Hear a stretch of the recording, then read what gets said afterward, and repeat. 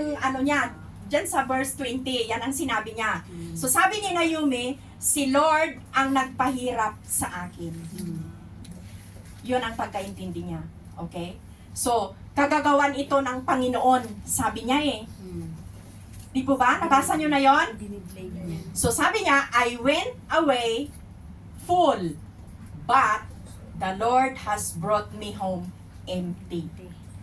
Di ba? Mayaman siya eh. Prinsesa kasi, di ba? Princess siya eh. Di ba ang princess, napakayaman yan kasi anak siya ng hari. Di po ba? Amen. Okay. Pero, sabi niya, I went away full, but the Lord has brought me home empty. Parang tayo pag nagbakasyon. Pagka-uwi natin, marami tayong pasalubong. Pagbalik Hong Kong. Pagbalik empty na. Okay, nung umalis ako dito, sabi niya, ang dami-dami kong pera. Ang dami-dami kong pag-aari. Sabi niya, amen. Ngayong umuwi ako, walang-wala ako. Bakit niyo pa ako tatawaging Naomi? Why call me Naomi when the Lord has caused me to suffer? Tingnan ninyo ha, isinisisi niya sa Diyos. Okay? Yung kanyang suffering. The Almighty has sent such tragedy upon me. Ang sabi ni Naomi, kagagawan ng Diyos ito kung bakit dumaranas ako ng hirap. Kung mabuti ang Diyos, ba't niya iaalaw na maghirap ako? Yun po yung ano niya, di ba? Amen. So, huwag niyo akong tawaging Naomi. Tawagin niyo akong Mara. Amen. Hello? Amen. Amen. So, ang tanong ko sa inyo, talaga bang ginusto ng Diyos na maghirap siya? No. Okay. Or ginusto ba ng Diyos sa buhay natin na maghirap tayo? No. Okay. Ang definition po ng God's will, sabi po ng Romans 12 verse 2, the will of God is always good, pleasing, and perfect. Okay. Ano yung God's will? Always Perfect. good, Good and perfect. pleasing, and Perfect. perfect. G-P-P. Hindi GPS. G-P-P ang kalooban ng Panginoon. Ano yung G? Good. P? Pleasing. Another P. Perfect. Okay. Ang God's will ng Lord, tatlo yan. Good yan. Perfect. And pleasing. Okay?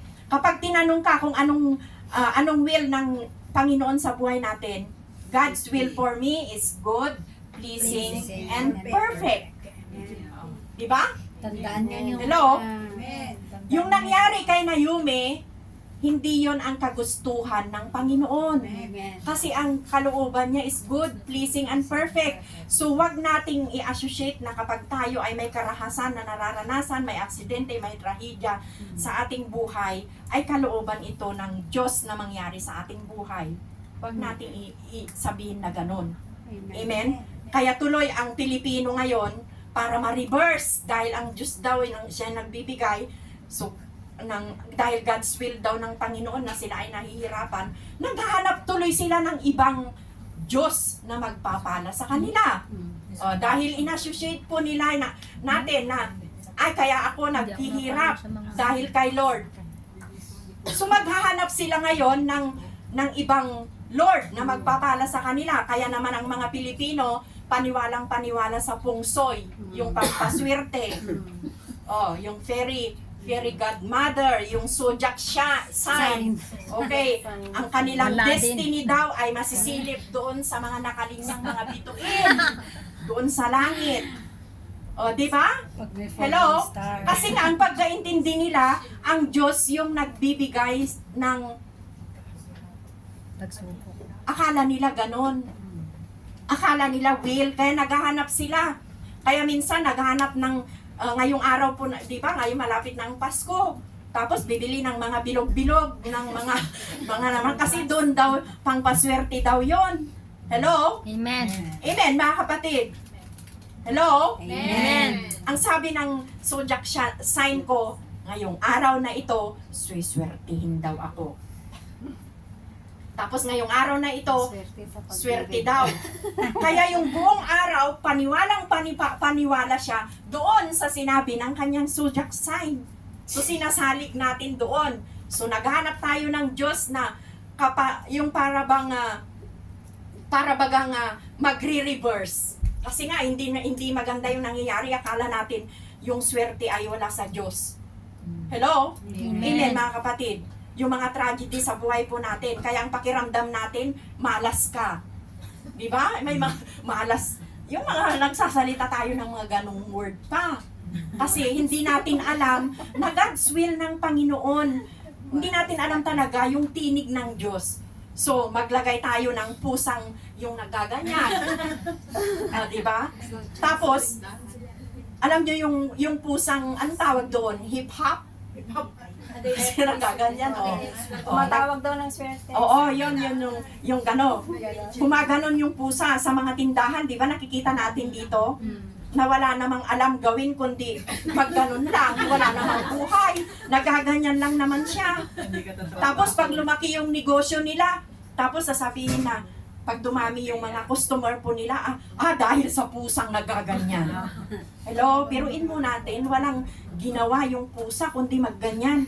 Tapos magaganon-ganon lang. Tapos siya pa yung dahilan, may pakana kung bakit po Yung swerte. lumago yung negosyo nila. Hello? Nakuha po natin? Amen. Kung bakit sila pinagpapala. Bakit? Naghahanap tayo kung ano yung mga isasabit natin sa mga pintuan, yung pag binuksan mo, kring!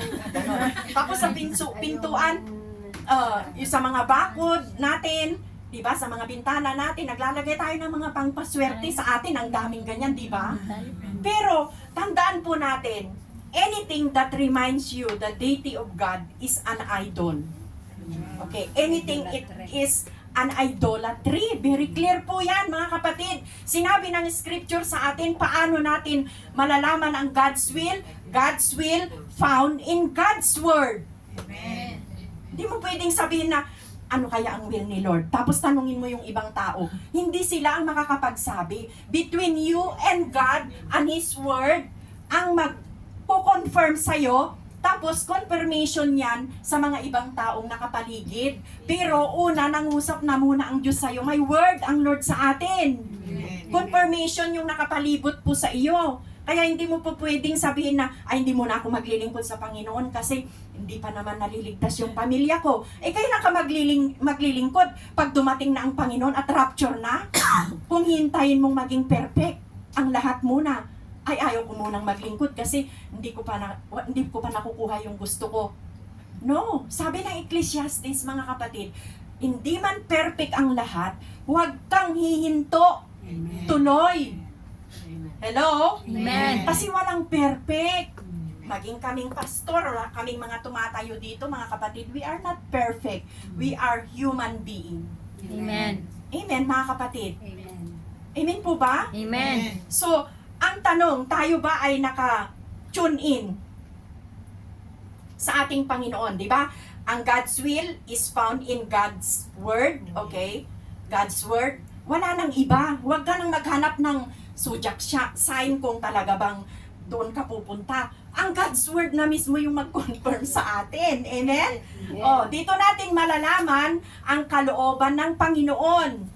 Okay, i-confirm ng salita ng Panginoon at magkakaroon ka ng kapayapaan sa iyong puso. Huwag kang magdesisyon kung magulo. Amen. Kung may kapayapaan ka means will ng Panginoon. Hello? Amen. Okay, i-confirm ng salita ng Panginoon, una, sa salita ng Diyos, tapos pangalawa, magkakaroon ka ng kapayapaan. Mapayapa. Okay? Sa iyong puso. So, ang tanong ba ay, naka-tune in ba tayo sa direksyon na gustong pagdalhan sa atin ng Panginoon? Amen. Kasi kahit nagsasalita ang Diyos, okay, kung hindi ka naka-tune in, naalala niyo yung mga radyo nung maliliit na may antena pa? Amen. Tapos pag pinihit mo, pag wala doon sa frequency, tapos may naririnig kang, pero hindi mo siya naiintindihan, di ba? Amen. Kasi hindi siya naka-tune in. Pero hanggat na i-tune in mo siya, maliwanag ng maririnig mo. Amen. Okay? Amen. Pero hanggat hindi mo yun na i-tune in dun sa station na gusto mo, frequency, merong frequency. Di ba? Minsan nga iniikot mo yung kung saan nakaharap yung radyo. Tapos gaganon mo. Di ba gaganon yung radyo natin? Tapos yung antina pa. Yung antina minsan, gagalaw-galawin mo yun. Iibahin mo yung mga direksyon niya para marinig mo talaga yung istasyon na gusto mong pakinggan. Amen. Hello? Pero hanggat hindi mo yun na i-tune in, hindi mo maririnig na nagsasalita. Amen. Hello? Amen. Okay, ihahanap mo doon sa may nagsasalita, di po ba? Minsan, nagagawan yung station. Kaya minsan, kung ano na lang naririnig mo. Tapos, ikakalat mo rin doon, oy, alam mo, yung artista na si ganito. Tapos, yung frequency, nag-aagawan pala yung istasyon. Hello? Amen. Pag pinihit mo, nagkakaroon, ibig bang sabihin? Ang tanong ko, ibig bang sabihin, yung istasyon na yon, doon lang ba siya talaga nagkakaroon ng istasyon na noong ipihit mo? Or dati na siyang may istasyon? Pero dahil hindi ka naka-tune in, hindi mo siya naririnig hanggat hindi mo doon ipipihit. Di ba? Hindi lang yung pagkakataon na yun na naglilipat ka. Mayroon na talagang station na 702 DCES, Christian station. Pero hanggat hindi mo yun i-tune in, hindi mo yun maririnig. Okay? Hindi matagal yung hindi matagal na yung station na yon. Okay? Amen, mga kapatid. Kaninang umaga pa, nagsasalita na yon. Kaya lang, hindi ka naka-tune in. Kasi hindi mo pinihit doon. Amen, mga kapatid? Amen. Okay. Hindi tayo naka-tune in sa frequency niya ng 702 DCES. Okay? Yan lang ang talaga ako na nakikinig noon. Bago-bago akong Kristiyano, yung mga tanikalang lagot, tapos may mga papuri, lahat ng mga papuring awit, dire-diretso yan, napakaganda. Amen, napakinggan. Hello? Hindi lang ngayon ginawa yung station na yon. Matagal na mayroon doon.